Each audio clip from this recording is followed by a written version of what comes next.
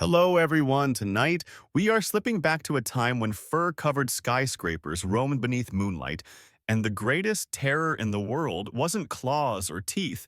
It was something you couldn't even touch. It was a shadow, a smear of darkness that moved just a second too late, a shape that might not have belonged to you at all. You are standing in what would one day become the Venezuelan plains, but tonight it's just a sweep of salt crust and silence. The air is sticky and still. There's no breeze, no birdsong, just the soft crunch of your own feet against crystallized sodium and something breathing. Something huge. You freeze and your gaze lifts to meet a shape lumbering across the clearing. It's a Megatherium taller than two men's stacked claws like scythes, fur matted with centuries of weather. It doesn't notice you, not at first. It's focused on the ground, pawing gently at the salt lick, like a gourmand sampling mineral delicacies. Then it stops. Its head lifts. It's staring not at you, but at the shadow trailing behind it. And not just staring, shivering. Muscles coil under its fur like a horse spooked by lightning. You think for a moment it might charge off, but it only pivots, turning its massive body until the moonlight hits it differently. Its shadow shifts, stretches sideways now, warped across the dry cracks of the earth. And the beast flinches again. The salt beneath its paws crunches louder this time. This wasn't just some random night. Salt licks attracted herbivores, and herbivores attracted everyone else. You expect something with teeth to show up next, but nothing comes. No predators, no insects, just the breath of this creature and the hush of the ancient plain. And yet it looks hunted, not by sound, not by scent, but by shape. You slowly begin to circle, keeping your distance, and the sloth does something odd. It tracks your movement not with its eyes, but with the shifting smear of your own shadow. Like it's watching your darkness rather than you. That's unsettling. You try not to panic, but come on when a 10-foot sloth is watching your shadow like it's a predator. Maybe it knows something you don't. Historical fact. Megatherium did in fact frequent ancient salt licks. They used these mineral-rich grounds to balance their diet. They weren't hunters mostly, but they could absolutely gut you if they wanted. Their claws weren't for fun. They were more scythe than sloth. Now, here's an odd one. Sloths, modern and ancient, are among the few animals who will descend from trees specifically to poop in the same spot every time, even when it risks predation. It's baffling behavior. Some say it's to fertilize their favorite trees. Others suspect it's just tradition. Sloths are weirdly formal that way. But back to the moonlit plain. You crouch low, hiding behind a ridge of sawdusted stone and watch. The sloth has resumed licking, but you notice it keeps pivoting, turning in slow circles, adjusting the angle of its body again and again. It's keeping its shadow behind it or under it or broken up by rocks, anywhere it can make it less coherent. That's when it hits you. This isn't just instinct, this is a strategy. Historians still debate whether prehistoric megafauna had complex behavioral adaptations to avoid supernatural threats, or whether we're just anthropomorphizing the unknowable. But one thing's clear, this sloth is doing geometry with its fear. Then for no reason you can see the sloth bolts. It doesn't make a sound, just launches into an awkward ground-shaking gallop, swerving left, then doubling back as if trying to outrun something only it can feel, not smell, not hear, but see. Something that moves in shadow. You chase after it. Carefully, quietly. But the plain is wide and flat, and you're suddenly very aware that your own shadow is getting longer. It's not even midnight, but the moonlight has shifted bright cold and silver, and every dark patch feels like a hole you might fall into. You pause. Look down. Your shadow doesn't look right. It's not just elongated. It's thick, denser than it should be, and you swear it twitches. Not when you move. Just before you do. You blink, shake your head, try to breathe slower. You've been watching too long. But something's off, and it's not just the cold. Far ahead, the sloth disappears into a line of scrub trees, and everything goes quiet again. Too quiet. No insects, no rustle, Even the crunching under your boots sounds muffled. You take another step and your shadow flickers again. You step back. It follows, but with a delay. Half a second. You whisper, "That's not me." And that's when the sloth screams. A low, vibrating roar from the scrub that shouldn't come from a herbivore. But it does. And it stops too suddenly like a record scratch in real life. The salt under your feet is sweating now. Or maybe you are. The line between fear and atmosphere is getting thinner, and even your jokes aren't helping. You try one anyway. "Hey, maybe the shadows are just jealous. I've got better bone density." No one laughs, not even you. You back away. Slowly. Not from the trees, but from your own shape stretching toward them. Something about the way it leans. Like it wants to go where you don't. And that sloth, you're pretty sure it didn't run from something. It was running to the shadows, because somehow they're safer than what's hiding behind you. You follow the track's wide, deliberate trenches carved through the salt and sparse underbrush. Each step the giant sloth took left behind a shallow bowl in the earth, and at the edge of every print, there's a strange distortion, not just from weight. You kneel to inspect one.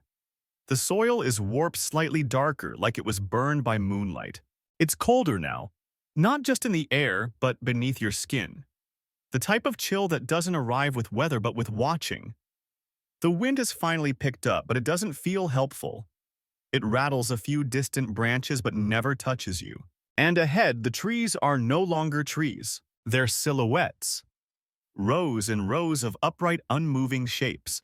The sloth is somewhere in there.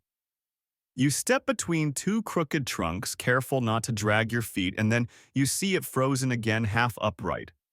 One arm raised like it's reaching for something, or someone, but not quite touching. It's not feeding. It's pointing. You ease around, giving it a wide berth.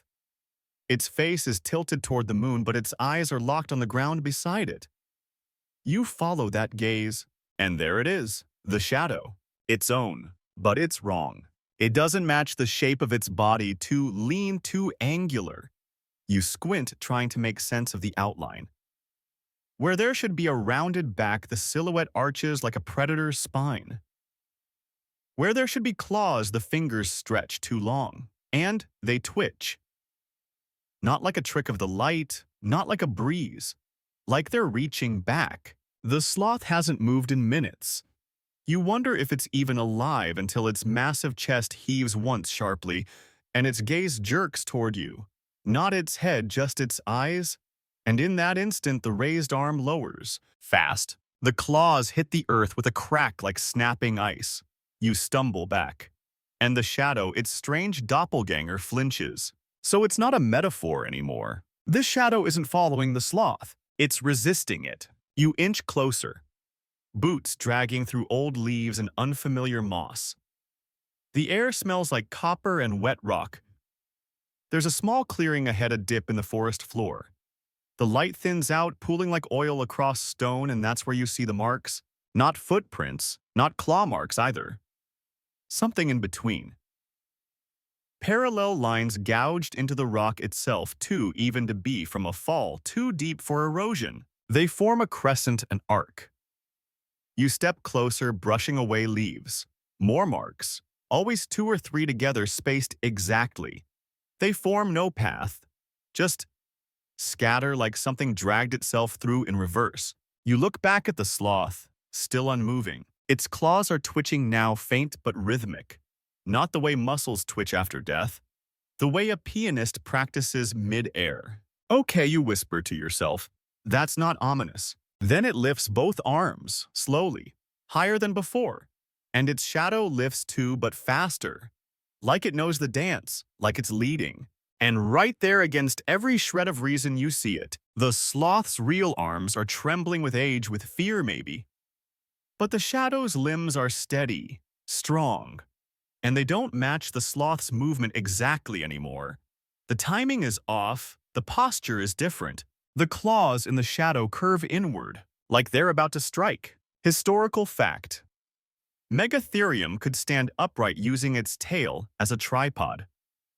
Fossil evidence suggests it could reach over 17 feet when fully extended.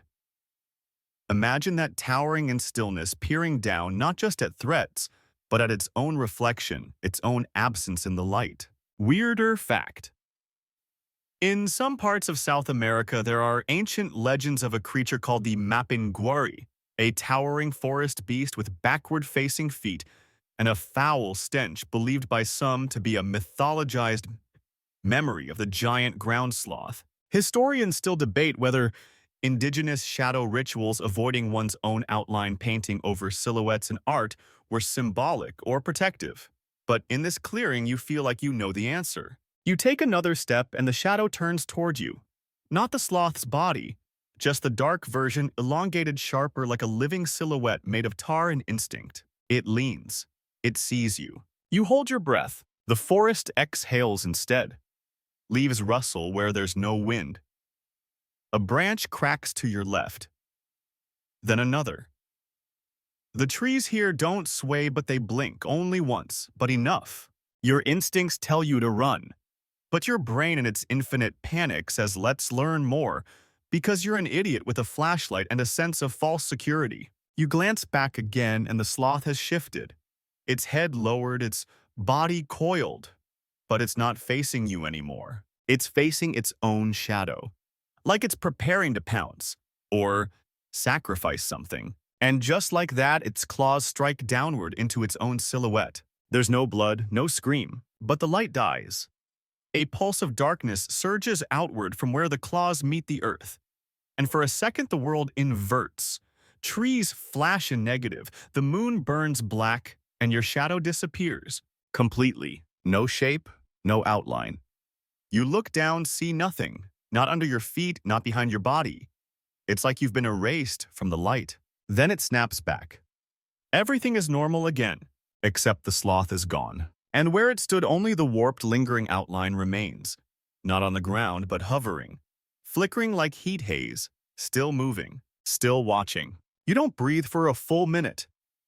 Not because you're scared, though, let's be honest. You absolutely are, but because you're trying to listen. And now the forest is no longer silent. It's wrong. There's a low hum coming from beneath your feet.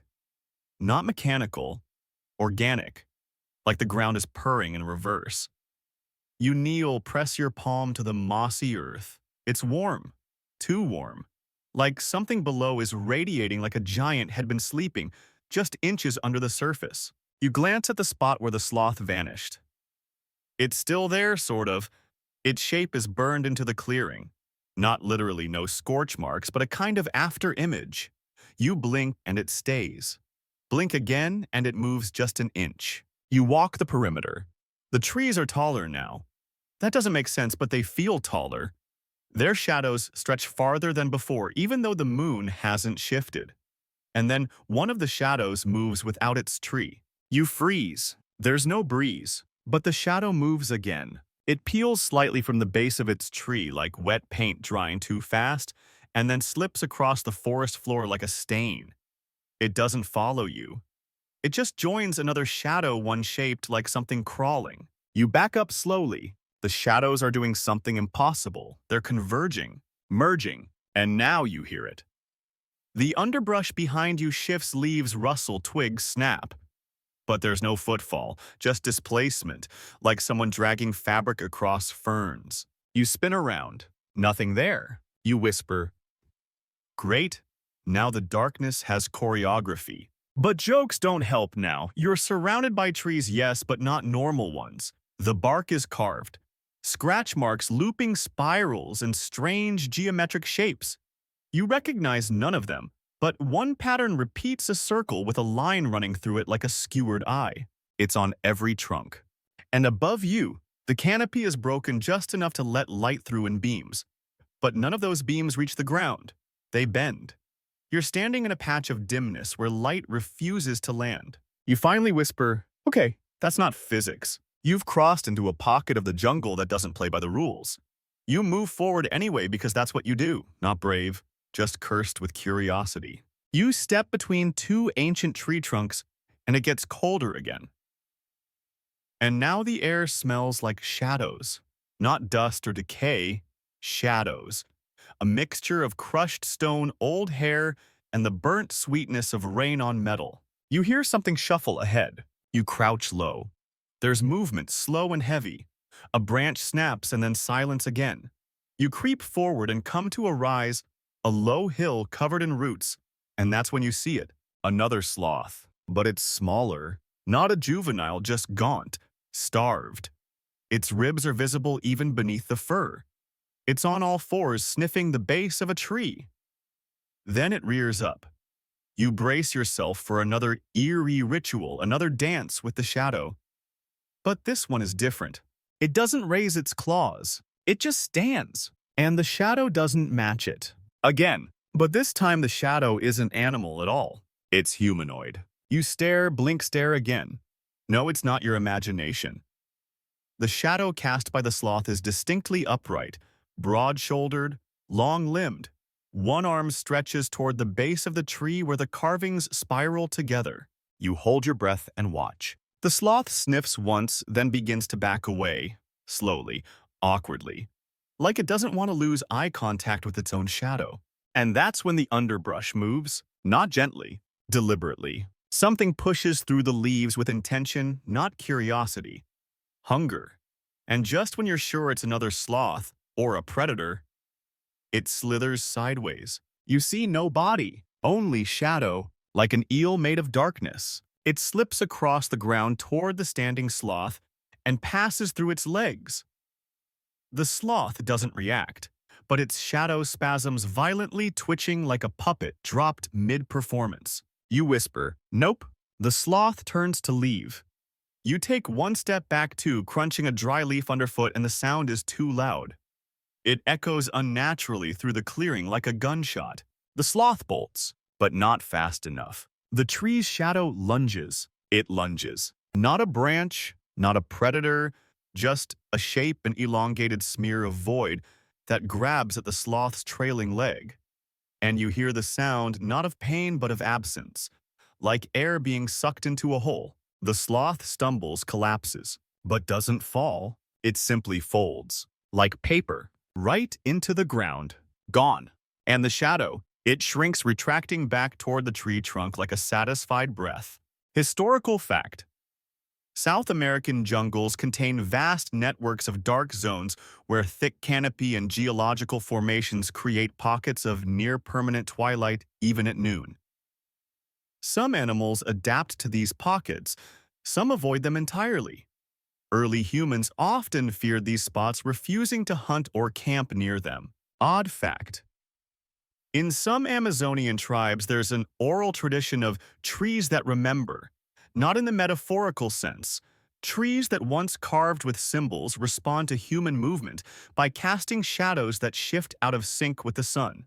Historians still debate whether these myths arose purely from optical illusions or if perhaps they came from ancient encounters with now extinct animals and their eerie behavioral patterns. Back in the clearing, you're alone again, for now.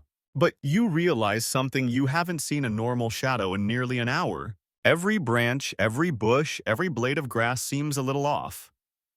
Either too sharp or too soft. Some cast shadows that point in opposite directions.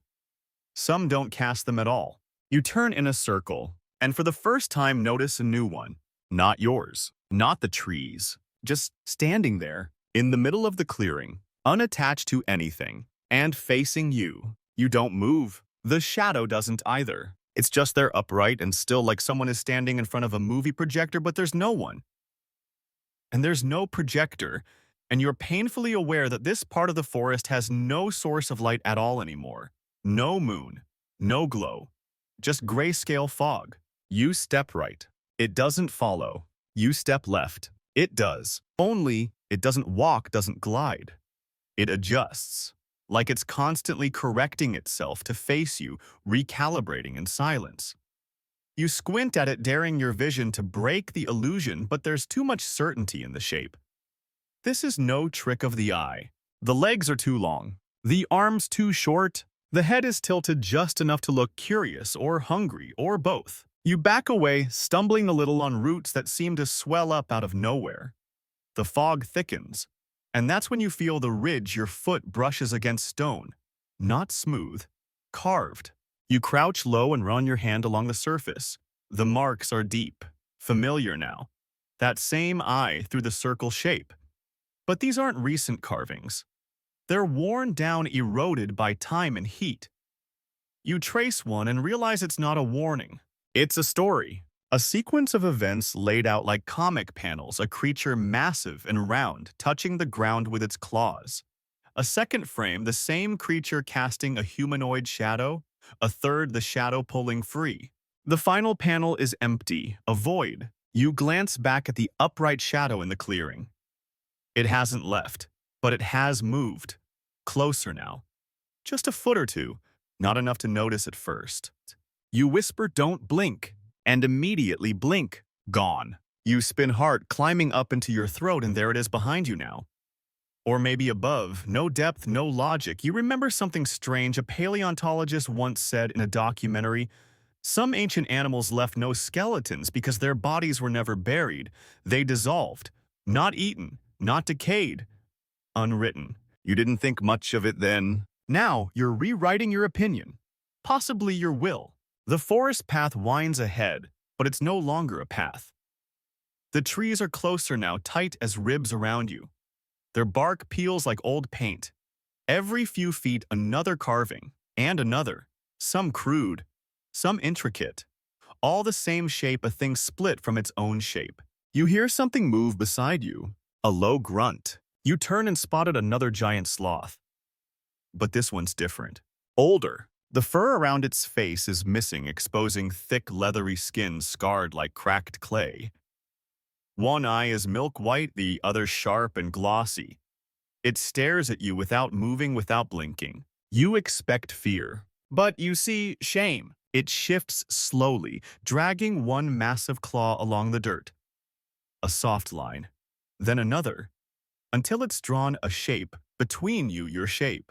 The silhouette of a human. But next to it another, a mirror version, hunched arms, two long legs bowed like tree roots. You recognize it. The shadow that doesn't belong. The sloth lifts its head and groans, not angry, not pained. A sound more like breath through hollow wood. It points, yes, points, with one gnarled claw toward a cluster of low hills in the distance. Hills that don't look like hills. You squint. They're too smooth, lumpy, misshapen. Bones? You make your way there, following the sloth's slow, solemn steps. As you approach, you see it clearly now. A field of skeletons, not neatly arranged, not scattered like remains picked by scavengers. These bodies were dropped, sloths, dozens of them, twisted mid-motion. Some on their backs, others collapsed forward with arms raised. One even has its claws curled around its own face. You whisper, "What the hell happened here?" Then you see the shadows. The bones don't cast any. None. It's midday in the forest. Well, what passes for it here, and not one rib or claw or spine breaks the light. It spills around them like water around rocks, but nothing interrupts it. That's when you realize these weren't just deaths. They were erasures. Historical fact. In caves throughout the Andes, there are fossil beds where megafauna bones lie in peculiar positions, stacked vertically, curled tightly, or arranged in shallow depressions as if pressed into the ground mid-fall. Some scholars believe these sloth pits represent mass death events caused by disease or sinkholes. Weirder fact. In certain high-altitude deserts, shadows can bend unnaturally due to atmospheric distortion. In rare conditions, objects seem to cast double shadows. One real one displaced due to reflections from mirage layers. Ancient people recorded these anomalies in petroglyphs. Not science yet, just confusion. Historians still debate whether some extinction sites were natural traps or ancient ritual spaces. One theory suggests prehistoric humans may have herded sloths into narrow canyons and overwhelmed them with fire and noise, not to kill them, but to banish something they carried. You move among the bones, carefully trying not to step on anything, even if most of it feels half real. The longer you walk, the less substance they seem to have. Your foot sinks into a rib cage, but there's no resistance. Just powder. Dust that glows faintly in the light, then fades. And that's when you see it. The mother of all sloths, half buried in the dirt, its skull cracked open like an egg. One claw still raised toward the sky. And inside the cavity, not bone, not rot, a pool of shadow, still, deep, reflecting nothing. You kneel beside it. The pool ripples, not from you, from inside. You see a shape rise slow and sinuous, not large, not fast, just wrong. It curls like ink in water, but you know immediately what it is. The shadow has learned to live without the body, and it's remembering how to move. You don't reach for it. Not because you're scared, though, yes, that too, but because you feel like touching it would teach it something, like it's watching through the surface. Learning your shape, learning how you move. You stand up slowly. The massive sloth skeleton doesn't move, but the shadow inside its skull contracts, like it's inhaling, then flickers. Gone. Not spilled, not smeared, just vanished. You exhale, but only a little. The air tastes metallic now. There's a pressure in your ears, like you're standing too close to a speaker that hasn't made sound yet. But it's about to. Behind you, the old sloth, the one-eyed broken one, emits a low moan. It doesn't seem afraid, just tired. It lowers its head and begins to shuffle away, leaving the graveyard like someone excusing themselves from a conversation they've already heard too many times. You follow, not because you trust it, but because everything else in this forest feels like it's moving towards something. This sloth, it's moving away. The underbrush thickens, turns to high grass, and the terrain changes, from soft moss to old stone. Flat panels of rock stacked like broken stairs. At first, it seems like natural erosion. Then you realize it's too neat. You're on a trail, an old one, carved not for feet, but for something heavier. The sloth moves more confidently now, using the stone edges as guides. You keep your distance, but notice something: it avoids the center of the path. Always. It walks along the edges, hugging the boundary like the middle is poisoned. You test it. One cautious step into the trail's heart. Nothing happens. Then your shadow shifts. Just barely.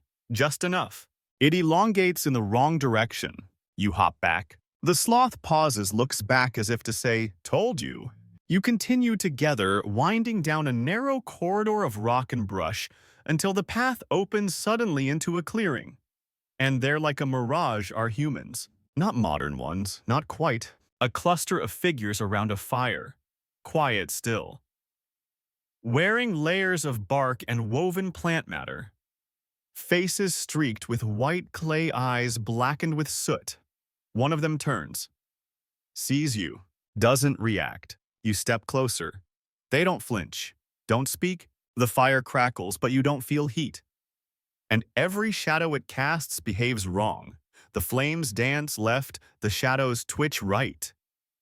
One flickers upward, stretching along the trees like a spine. The sloth halts at the edge of the clearing, and you understand why. These people aren't alive. They aren't dead either. They're part of something else. A memory, a warning, a boundary. The one closest to you, an older woman with eyes that glint unnaturally, lifts a hand and gestures. Not toward the fire, toward the cliff behind them. You didn't notice it before. But now you see it, a sheer face of stone with markings carved into every inch. Hundreds, maybe thousands of overlapping silhouettes. Some are human, some sloth. Some are undecidable. You step forward. The carvings shimmer faintly in the firelight, but again the shadows don't align. And above it all, carved into the rock like a crown, a mural. Two sloths back to back, one whole, one empty, and between them a long line not quite straight. Not a spear, not a crack, a thread. Historical fact. Many pre-Columbian cultures of South America treated caves and cliffs as sacred places where the boundary between worlds thinned. Petroglyphs carved high on cliff faces often depicted distorted human forms, believed to be spirits, ancestors, or warnings. Off-topic fact. The human brain is hardwired to interpret shadows as cues for danger. We process changes in shadow faster than color or movement. It's an evolutionary adaptation for spotting predators. Historians still debate whether ritual shadow manipulation, casting silhouettes by torchlight in ceremonial spaces, was symbolic communication or a misunderstood form of early performance storytelling. Some evidence suggests it was both. Back in the clearing, the fire begins to flicker. The figures around it stir, not to move, but to align. One by one, they turn their faces to the cliff. Their shadows stretch up and join the carvings. Each one becomes a line, a shape, a warning. You take a step closer and feel it. The ground beneath your feet is vibrating again. But this time it's rhythmic, pulsing like a drumbeat beneath the earth. The sloth beside you growls low guttural, not in fear, in memory. You look back at the fire. Every shadow there is rising, detached. They stretch out like limbs, claws, jaws, composite shapes made of fear and repetition. They twist upward and fold into each other, forming one massive looming silhouette that begins to drip upward toward the mural. One of the human figures collapses silently, then another. Their bodies turn to dust. Their shadows do not. You whisper, "What are they?" And the sloth answers, not in words but in movement. It backs away, toward you, then toward the path again, and for a moment you catch your own shadow in the firelight, but it's not alone. Another outline flickers beside it, not matching, not delayed, just wrong. It tilts its head the same time you do, then a little more, and smiles. You turn and run. Not fast, not stupid, just steady, because whatever was beside your shadow didn't make noise, didn't breathe, and didn't belong. And if it had smiled, really smiled, you don't want to be around when it remembers how to speak. The trail winds downhill, now slick with damp moss and lined with stones that reflect no light. Not dark stones, just wrong ones. You glance down mid-stride and catch a glimpse of your own foot, just one followed by the shadow of a leg that isn't yours. No torso, no head. Just a stranger's stride sliding perfectly beside your own. You keep your eyes forward. The forest is thinner here, not cleared by humans, but by age. Branches arch over the trail like ribs, and the smell changes, no longer bark and rot, but wet iron, like old blood under stone. And the echo. That's when you notice it. You stop, just to test it. "Hello," you call. The sound flies out crisp and clear. No reply. You wait. Expect the normal delay. Even the bounce from the rocks. But nothing comes back. No echo. You whisper, "That's not how sound works." Then try again. You clap. Still nothing. It's as if your voice never existed here. As if this place doesn't permit reflection. And that's the moment you realize there's no sound from the forest either. No leaves, no insects, no footfall from the sloth wherever it is now. Just you. Or what you hope is still you. You glance behind. Your shadow stretches down the slope, long and thin. But it's not alone. A second shadow creeps beside it. Faint, flickering, walking when you don't. You exhale through your nose and keep moving. You reach a narrow pass between two jutting stone walls, and the air sharpens like stepping into a cathedral, where breath is borrowed and light has rules. You pause at the threshold. One step inside. You hear breathing, not yours. Deep and wide like lungs the size of oxen. Rhythmic but not calming. Mechanical. You push forward. The stone corridor opens into a crater wide, shallow, lined with concentric circles of broken slate. At the center stands a pillar, natural, cracked but tall as a 3-story house. Around it, dozens of shallow bowls. They look like nests or sleeping pits. Each one is filled with that same shadow dust you saw before, soft, lightless, restless. You kneel at the edge of one. The dust moves when you breathe near it. Not away, toward. You step back. It pulses. You look to the pillar in the center and see something carved at its base. Not petroglyphs, not scratches. Full relief sculptures, bodies locked in mid-motion. Giant sloths, all of them posed in fear, arms, raised mouths open. Their eyes are carved hollow, stretched wide. But what strikes you most are the shadows underneath each one. They aren't consistent. Some look human. Some look like birds. Some aren't any shape you've seen before. And every one of them has an echo of the same thing, a trailing line. Like something had begun to peel away from the body almost successfully. You circle the pillar slowly and notice that the top has collapsed inward, forming a hollow cavity. Inside that pit, coiled like smoke trapped in glass, is a moving shadow. And it's whispering. You can't hear words, but you feel the vibration in your chest, like someone humming your name in a dream you forgot having. Historical fact. The oldest known echo-free structure in human history is the oracle chamber in Malta's Hal Saflieni hypogeum. Sound inside doesn't bounce it. Lives there hanging low and heavy. Archaeologists believe it was used for rituals because of this unnatural resonance. Odd fact. Some species of sloth, notably the extinct Nothrotheriops, used caves for shelter. In one New Mexico cave, a preserved dung deposit was found containing sloth hair, suggesting they groomed themselves or others during long rest periods. Even back then, self-care mattered. Historians still debate whether prehistoric humans feared echoes because of what they revealed or what they failed to return. In many traditions, echoes were proof of the soul's reflection, the absence of one a warning that your spirit no longer matched your body. You glance down at your feet again. Your shadow is there, thin, uneven, but now you hear breathing behind you. No below you. You back away from the pillar. The shadow dust in the pits begins to stir. Each mound rising, stretching, growing thin necks, long arms, twitching fingers. But they aren't forming sloths. They're forming echoes, copies, failed ones. They flicker with every breath you take, trying to finish themselves, trying to match you. You whisper, they're listening. But that was the mistake. As soon as you speak, they mimic it. Your voice.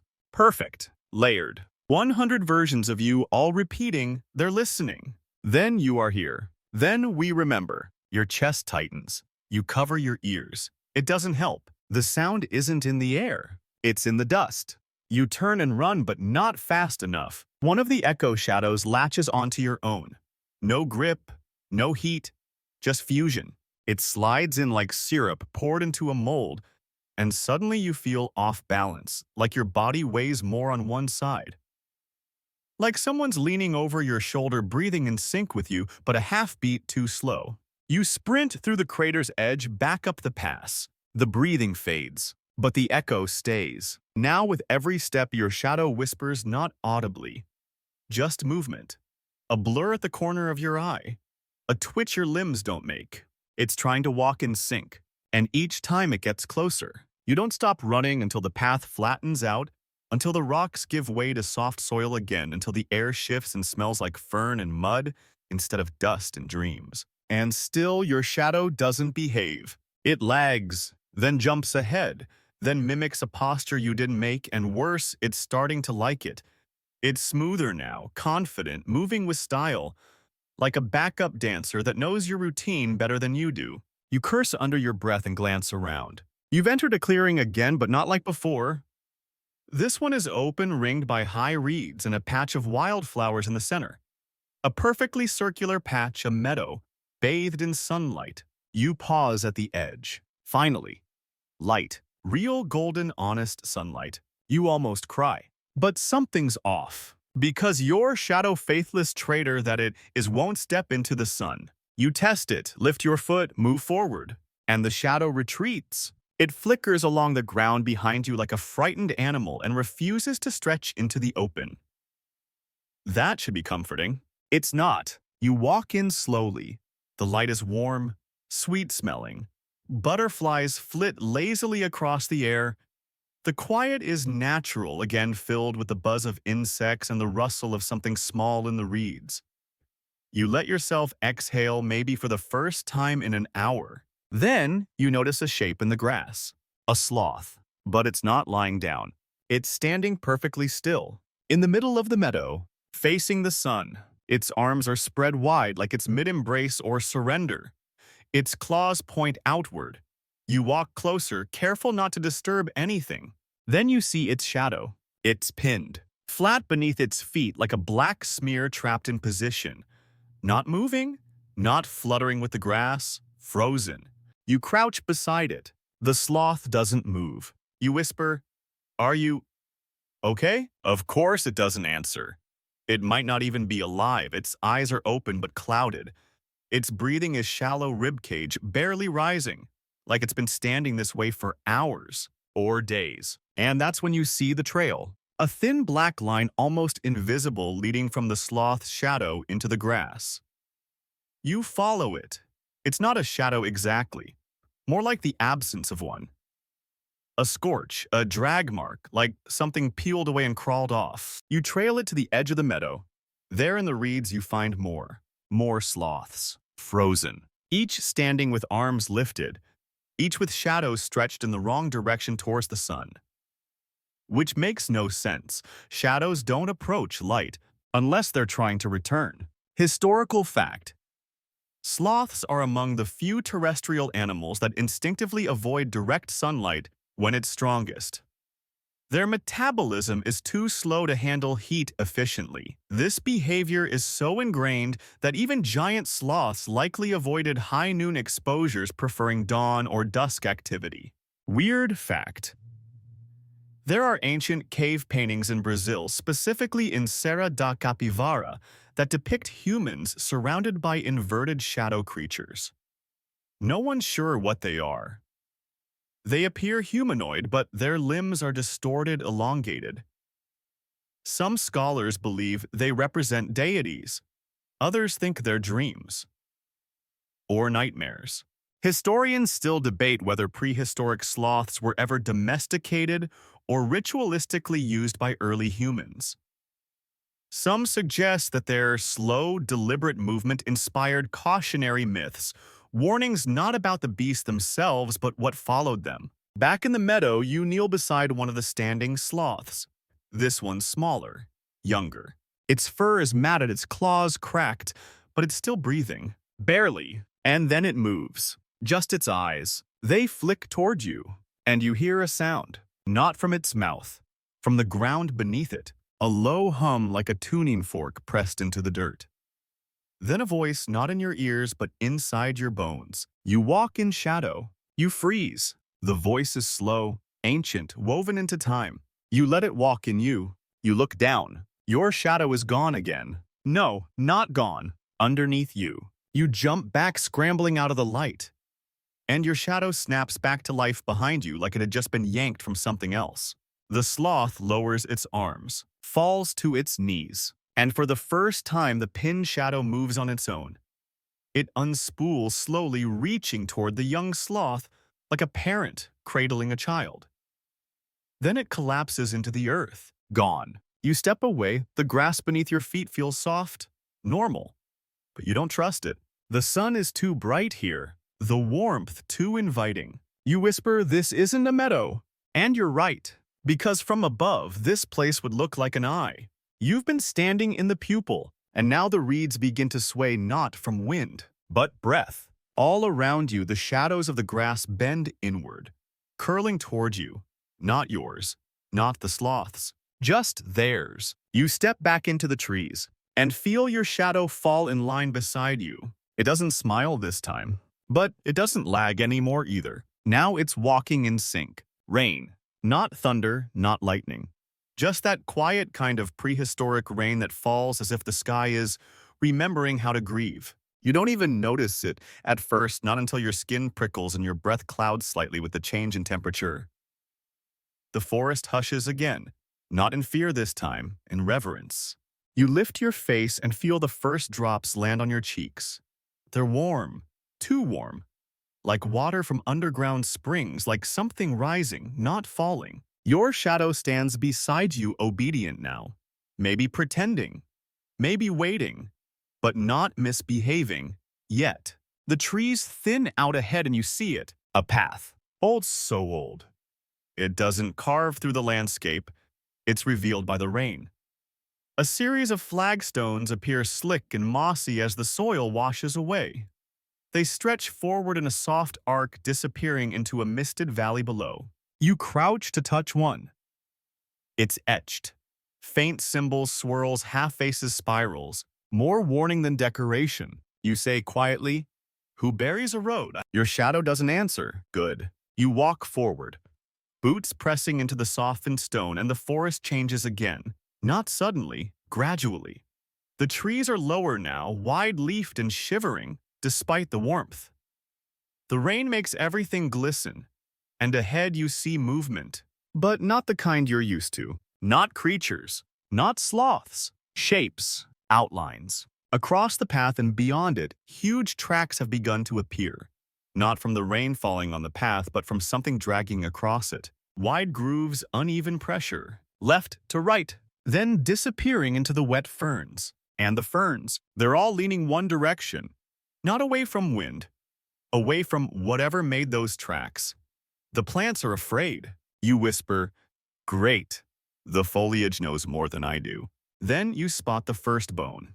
It's caught in a tree root, half buried in wet mud. Not fossilized, fresh, still holding some cartilage.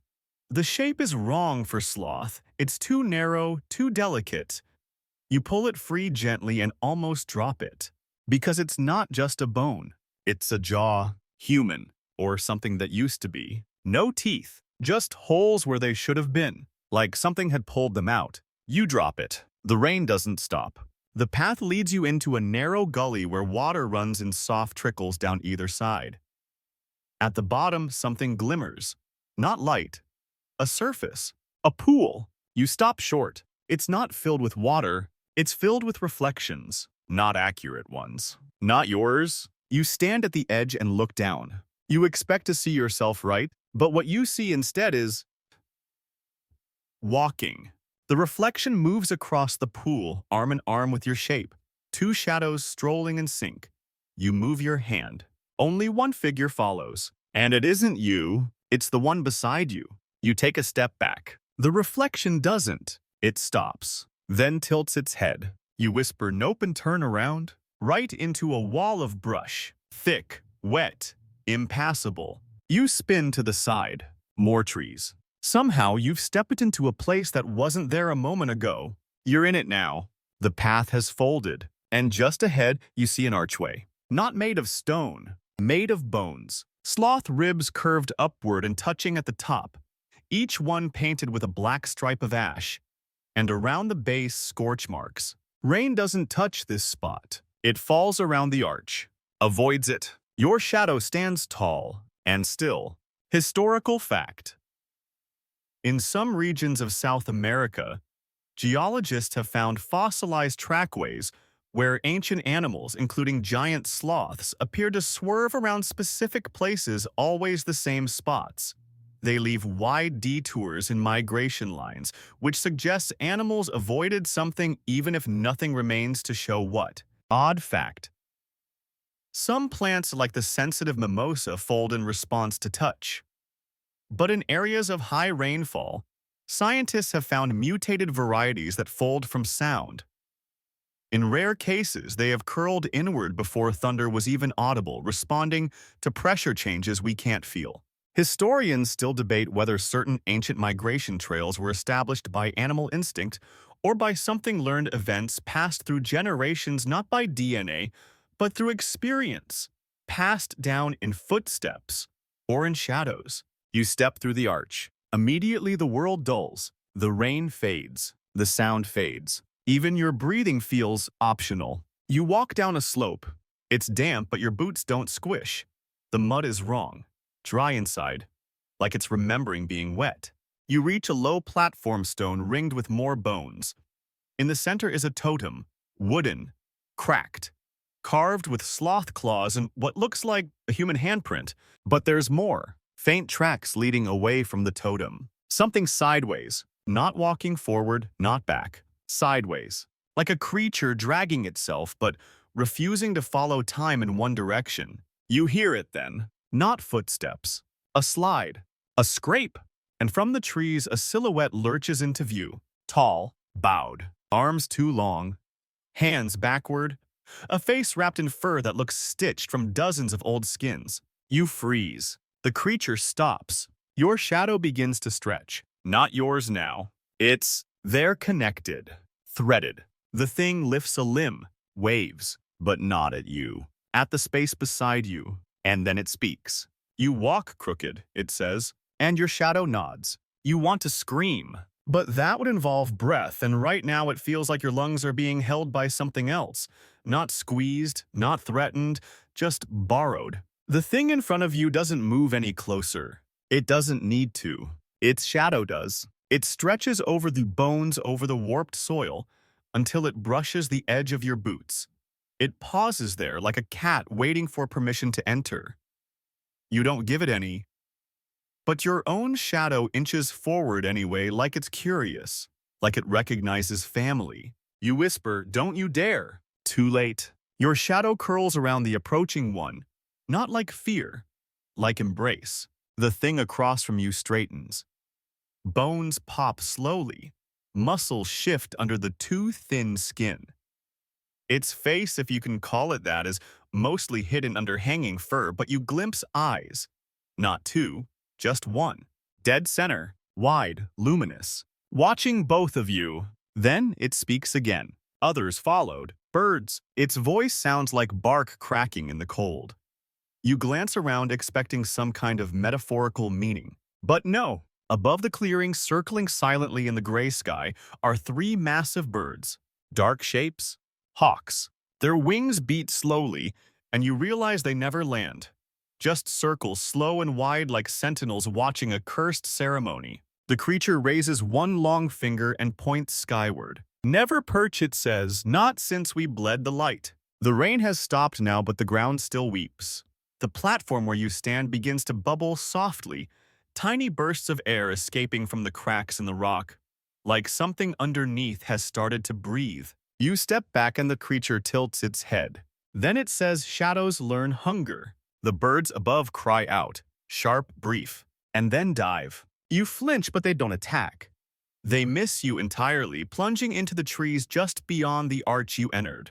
A wild flurry of feathers and wind follows.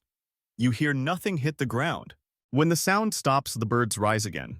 Something dangles from one of their claws. You can't make out what, but you can guess. Something that looked like you not long ago.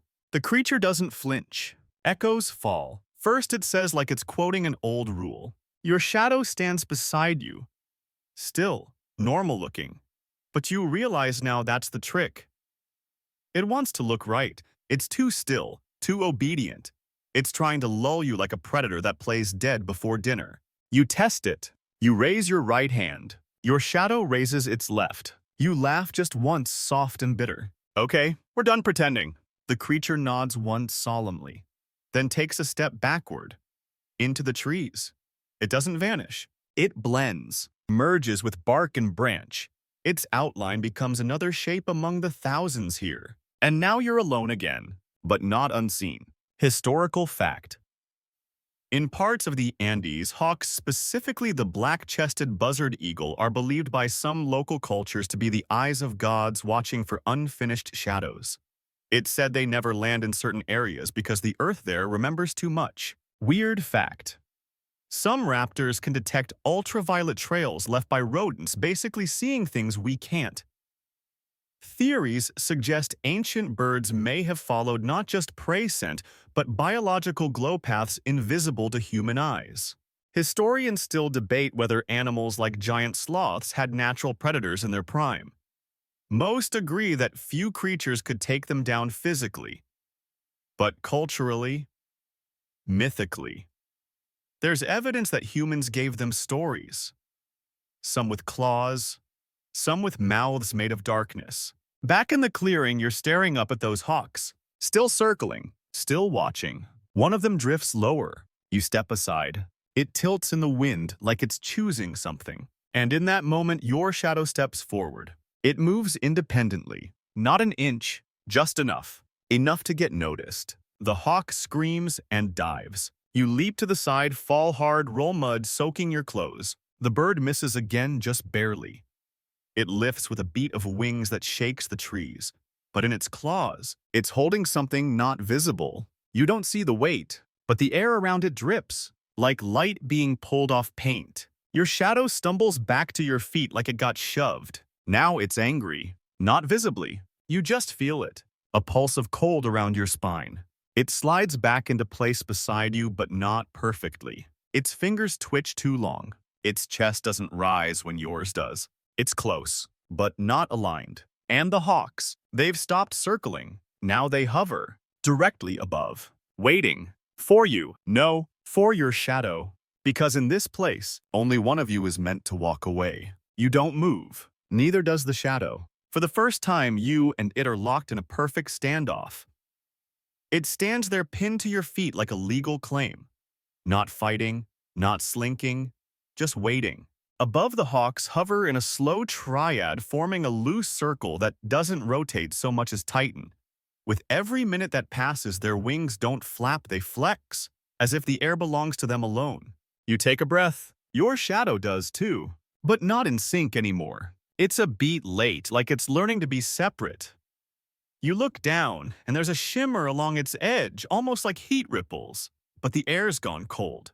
You exhale and see your breath, but your shadow doesn't. You whisper, "All right, you want to split? Be my guest." And as if it was waiting for permission, the shadow twitches. Not all of it, just one leg. It's testing boundaries now. You hear a rustle behind you. Spin. There, nestled in the edge of the tree line, is another campfire. But it's not burning wood. It's burning light. That's the only word you can think of. The flames don't flicker orange or red. They shift in soft tones of gray pale gold and shadow blue, like someone bottled moonlight and set it ablaze. And around the fire, figures, not people, silhouettes. They sit without bodies, just perfect outlines of hunters gathered as if this were a normal prehistoric evening. They don't turn. They don't breathe, but their shadows move, cast in different directions, all wrong, all defiant. And in the center of the fire pit, a single sloth claw, massive, still attached to a wrist bone. You step closer. Your shadow doesn't follow. It stands back hesitant. The fire bends around the bone, doesn't consume it, just holds it. You crouch beside this pit. The heat isn't heat, it's memory. A sensation that presses on your thoughts like a smell from childhood you can't quite name. And then as you reach out, every one of the silhouette figures around the fire turns to look at you, all at once. The fire flares, your shadow recoils, and the hunters stand, tall, impossible. Their shapes blur not like fog, like worn film. Ancient projections flickering between the present and something older. One steps forward. His outline shifts with every movement. Human, then sloth, then a hawk with antlers, then back. It speaks though no sound comes, and yet you understand.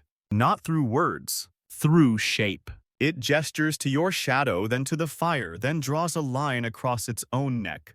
Cool. Shadow execution. Great. You shake your head. Yeah, no thanks, you mutter. And the shape shrinks. Not in size, in presence. It folds itself smaller and smaller until it vanishes with a hiss. Gone.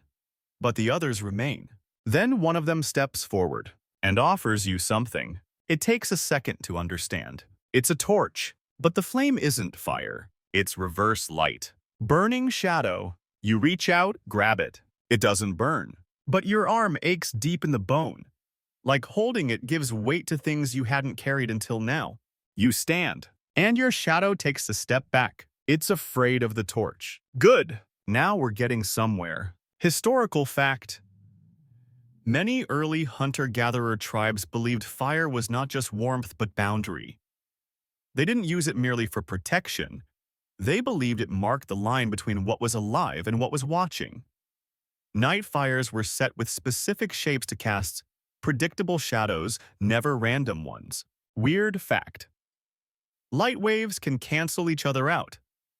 It's called destructive interference. Scientists use it in noise-canceling tech, but the idea that two light sources could erase brightness is both mathematically sound and philosophically terrifying. Imagine light that darkens. Historians still debate the purpose of shadow puppetry in early human culture. Was it a ritual, a game? Or was it, as some believe, a training ground for teaching young hunters the shapes to fear? The ones that didn't match the bodies they came from. You lift the torch.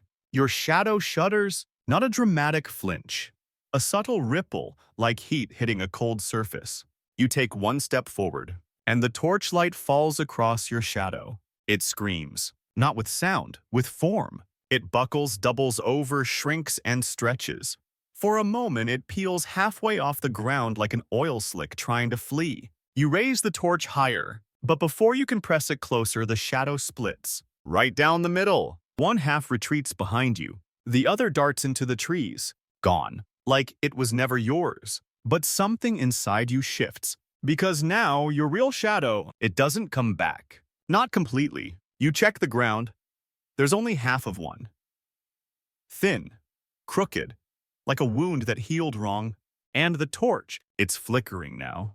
Dimming. The hunters around the fire nod. One by one they sit back down. Their shadows settle. Arms crossed over knees, watching you like they just passed you an exam and are waiting to see what you do with the final question. Above, the hawks are gone. Not flown off. Just missing. You whisper, "Was that it?" But you know better. Because in the edge of your vision, just barely, you see movement. A shadow walking. Not behind. Not ahead. Beside you. Like it was never yours to begin with. There's something wrong with the bones. You see them the moment you step beyond the fire circle, scattered across the earth like puzzle pieces someone gave up trying to solve. They're sloth bones, mostly, but they're not broken. Not crushed. They're soft. Not rotted, soft. You kneel to touch one, a femur the length of your arm. Your fingers sink slightly into it like warm wax. The bone gives. Not spongy, not liquid. It's like it forgot how to be solid. You whisper, "That's not how time works." And then you catch the scent. Sweet, almost fruity, like something decomposing that never had the courtesy to fully die. The trees here are closer now, pressing inward, their roots coiling around the bones in loops. You see one skull cradled in a knotted trunk like it's being preserved. A museum of softened history, and in the dirt below, shadows, not cast by anything, just embedded, like someone burned the outlines of creatures into the earth. Sloths, birds, humans, shapes you don't recognize, all mid-motion, all running. You follow the trail. The air thickens. It's humid now. You're sweating through your clothes. But it's not just the heat, it's the sensation of walking through something used. Like this space has already been lived in, screamed in, and buried in.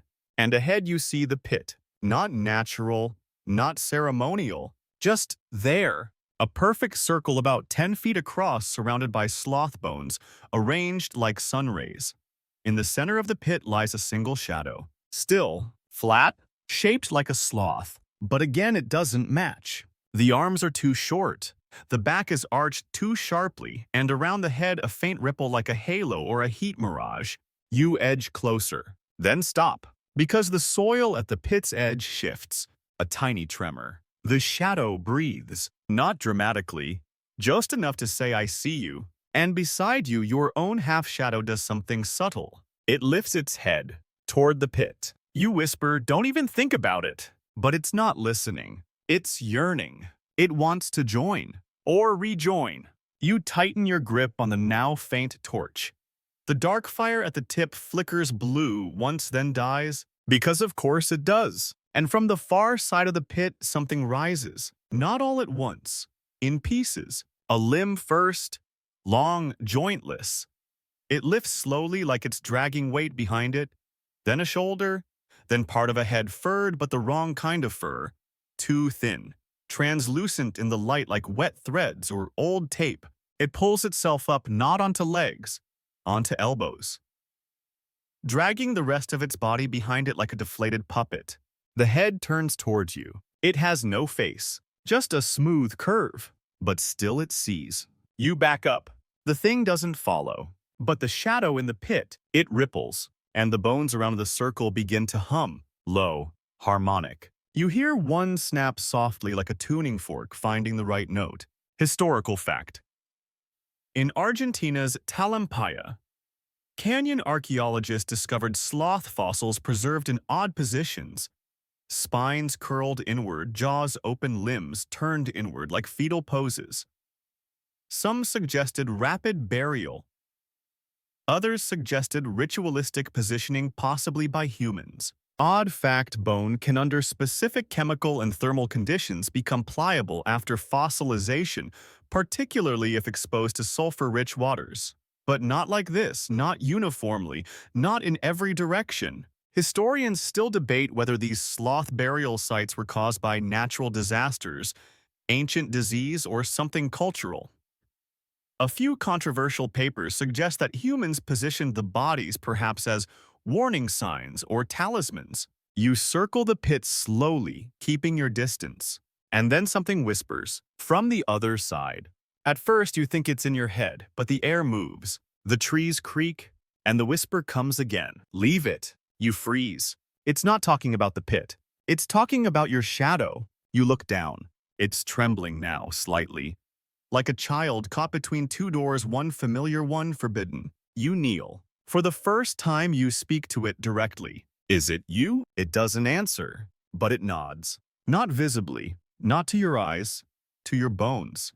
You feel the nod. And then, so softly, you ask, what happens if I let you go? And the answer is immediate. The ground around the pit collapses inward. Just a few inches, but enough. And from below, hundreds of faint shapes rise, not bodies, shadows, each one sloth-shaped, each one flickering with gaps and seams and errors, like memories with missing frames. They climb over one another, reach upward, toward the one still resting in the center. But it never moves. It just watches you, and your shadow takes one step forward, right to the pit's edge. Your breath hitches. The world stills. Even the bones stop humming. Historical fact: the Chachapoya of Peru were known for building mausoleums into sheer cliff faces, often arranging remains in visually striking positions silhouetted against the skyline. Some remains are missing shadows in the photographs taken before excavation, a mystery often attributed to lighting angles. Or superstition. You whisper, "Not yet," and your shadow stops, not angry, just patient, like it knows you'll give in, eventually, because the truth is, it's always belonged more to this place than to you. It starts walking backward. Your shadow. You stand frozen, half-crouched by the edge of the pit as it peels away from your feet, not running, not slinking, just stepping in perfect reverse. Heel first, then toe, like a dance being rewound. It moves toward the trees slow and steady, as though time's got its hands on the controls and decided to show you the past in real time.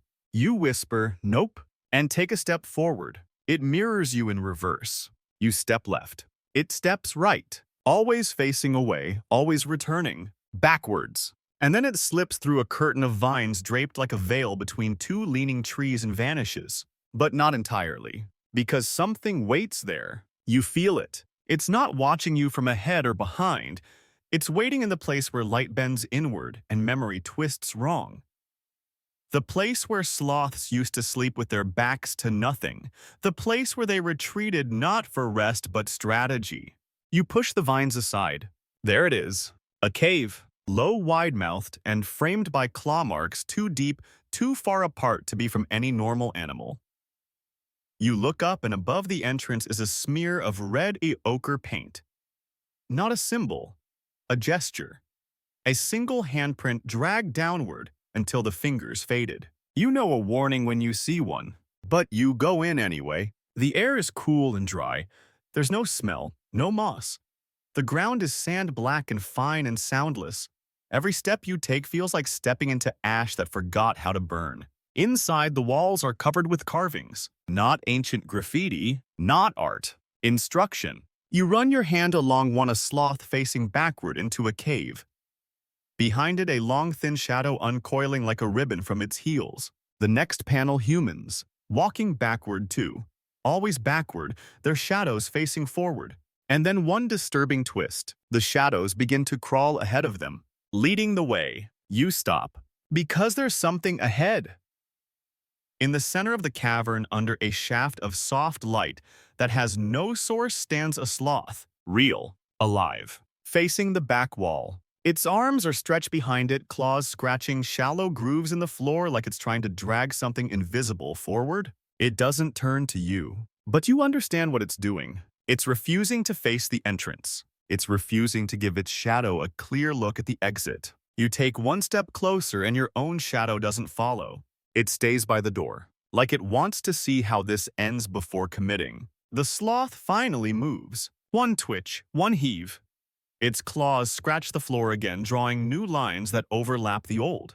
They're not random. You kneel to inspect them. They're maps, routes, paths that always double back, like a maze where the prize isn't in the center but in never getting there. Then the sloth turns just its head. One eye meets yours, and the message is so clear, you don't know how you missed it this long. Walk backward. You whisper it, say it aloud, and for once your shadow listens. It slides forward, not toward you, past you, toward the back wall, where the stone bulges like a sealed door. It presses against it. The wall opens, not with a crack, with a sigh. And beyond it, a tunnel of black stone perfectly smooth sloping down.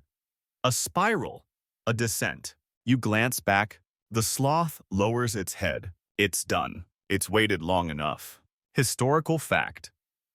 There's fossil evidence that some ground sloths, particularly Mylodon, used caves not just as dens, but as repetitive shelters. Certain tunnel systems show polished walls as though creatures rubbed against them again and again in ritual movement. Odd fact, some marsupials have backward-facing pouches. Evolution's strange gift to burrowers. It's possible ancient humans saw this and incorporated backward symbolism into myths, caves as wombs, exits as beginnings, rearward motion as survival. Historians still debate why certain burial caves contain bones that all face the same direction away from the entrance. Was it spiritual alignment, practical orientation, or a belief that death walked behind you waiting for you to look forward? You take a breath and step into the tunnel. Backwards, one foot then the other. Your body faces the light, but your mind, it tilts. Because everything feels more right now. You descend slowly. The air thins, not in oxygen, in time. And behind you, your shadow follows again. But now it's changed. It no longer mimics. It watches. And in the curve of the spiral, you feel something strange. Relief. Because for the first time, you're not being chased. You're being escorted. Down and down you go, walking backward through a tunnel that doesn't seem to end, and you realize you're not tired. Not in the normal way. Your legs move with a rhythm that isn't yours. It's like your muscles remember something your brain has yet to catch up with. Every few feet, the tunnel glistens, not with moisture, with reflection. Your backward-facing eyes catch the curve of your own body mirrored on the walls, but not quite. Your silhouette looks thinner, taller, like someone stretched you by memory instead of fact. The air is cooler here, but it doesn't smell like cave. It smells like breath. Stale and recent at the same time, like something exhaled just before you arrived. You keep moving, because what else is there to do? The tunnel eventually widens and your heels step onto soft, mossy ground. You can tell from the shift in texture, a gentle squish, like walking on the skin of something enormous sleeping. And above you, finally sky. The tunnel has led you to a vast subterranean chamber open to the stars. A forest inside a world. Trees grow sideways here, literally sideways from cliff walls from cavern overhangs. Branches stretch horizontally, their leaves swaying in a wind that doesn't follow your rules. And in the center, a ring of sloths, 6 of them, alive, standing upright in a perfect circle, their backs turned to one another, each one facing outward. None move, none speak. Each casts a long, unnatural shadow. All shadows point inward, toward the center of the circle. And there in that core of overlapping black, a void, not a hole, not a pit, just absence. Like light and color refuse to exist there. You whisper, "Is that it?" And behind you, your shadow replies. It nods. You don't see it. You just feel the weight shift in your bones. A subtle realignment. You were always walking toward this, weren't you? The sloths begin to sway now, synchronized. A slow rock back and forth like wind chimes in slow motion. You notice something in their movements, one leg always lifted, never touching the void. They're avoiding their own shadows. They've been trained to. You crouch low, then glance behind. There's no exit anymore, only the tunnel mouth filled with soft black mist curling inward like it regrets letting you through. Above, stars shift into strange constellations, lines you don't recognize, patterns that never existed. You realize you are very far from the surface now. Maybe not in miles, but in memory. And then from the center of the shadow circle it begins. That sound. It doesn't echo. It pulses. A scream, but not vocal. Not from a mouth. From a place in the air where silence breaks open. The void emits it, long and metallic, like metal being bent in reverse. And the sloths don't flinch. They only sway. Because they've heard this before. And in that scream, something moves inside the dark. A ripple. A shimmer. A shape that climbs up from the center but not out. It doesn't rise. It unfolds. Limbs emerge. Not legs, not arms. Just extensions of want. And finally the shape coalesces. Tall, unformed, sloth-shaped, human-sized. A predator made of memory. You realize something, it's not a being. It's a scar. The shadow of something that used to be part of this world but was cut out. And now it's stitched together by stories, fear, and sloth-shaped silence. Historical fact. Fossil remains of sloths show injuries that healed poorly. Ribs that regrew in strange angles, spines that warped midlife. Scientists believe these sloths lived long after traumatic damage, suggesting an incredible capacity for adaptation or endurance of chronic pain. Odd fact. There's an Amazonian myth of the Yurupari, a spirit said to emerge from silence and take the shape of whoever listens too long. It cannot speak. It can only scream. Historians still debate the function of ritual circles formed by sloths, why some fossil beds show groupings of sloths arranged like clock faces. Some argue this is coincidence. Others suggest death events, but a handful of researchers suspect something darker. Something learned. You take one cautious step backward. The shadow thing moves too, but not toward you. Beside you, like a mirror that doesn't want to break eye contact. You whisper, "What do you want?" And the thing opens its chest. There's no heart, just reflections. Moments flickering like moths. You see the jungle, the salt lick, the campfire, the carved bones, the sloth drawing mazes, the hawks, the scream, the pit. You see yourself, and behind you, your shadow, standing perfectly still watching it all. You realize this creature isn't hunting you, it's becoming you. By collecting every moment you dropped behind. It's building a version of you that doesn't look away. It steps forward. The 6 sloths groan not in protest, in surrender. The shadow slides over their feet, fusing into the ring. Now the center glows faintly, the void no longer empty. It holds shape, and the shape is you. You don't move. Because what do you even do when the thing standing in front of you is you? Not a twisted doppelganger, not some monster wearing your face like a mask. No, this is worse. This version believes it's you. See you. Made of every gesture you never noticed, every twitch your body made when you thought you were still. It shifts slightly. Not threatening, just curious. Its head tilts in the exact same way yours does when you read something confusing. Its fingers curl the same way yours do when you lie. And its eyes, if you can call them eyes, are deep sockets filled with shifting images. Like ink swirling in water. Your memories. And your regrets. Your shadow stands behind you now, aligned again. But you feel it pulsing softly. Like it wants to take a step forward. Like it recognizes this version.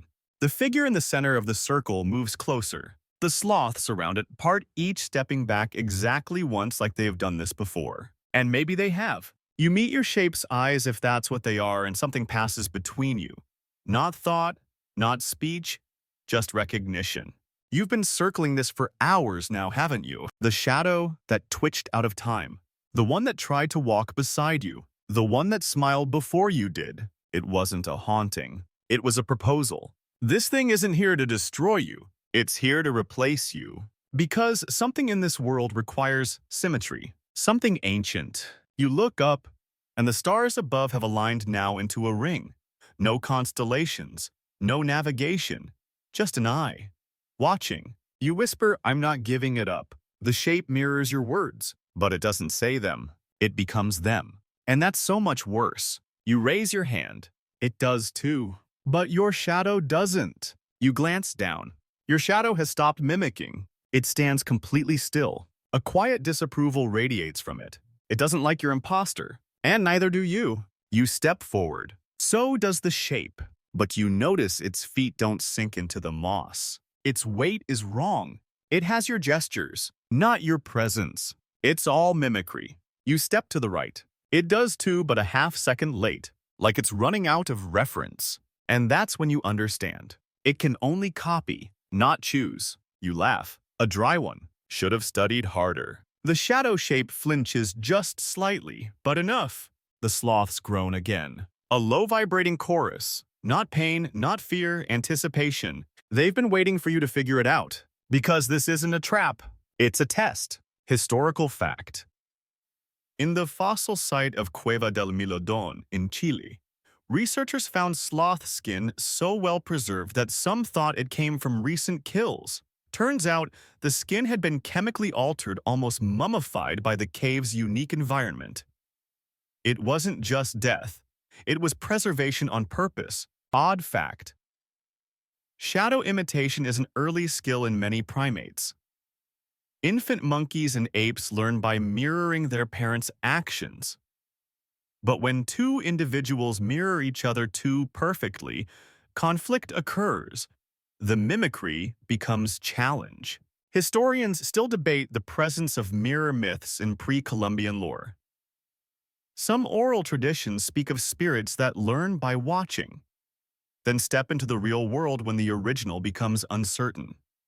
The only defense: refuse to match. Be unpredictable.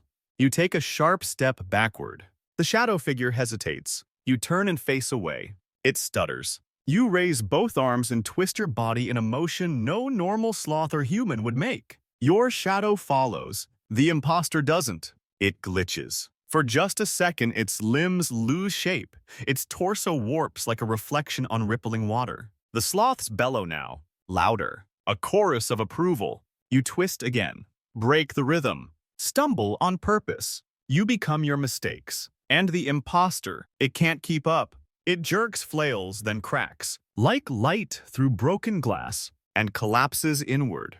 Its form peels open like paper soaking in ink, disappearing piece by piece into the void. And from that void, a sigh, not yours, not the sloth's, from the earth, from the forest, as if it was watching. And now it's satisfied. The shadows around you ease, stretch, fade.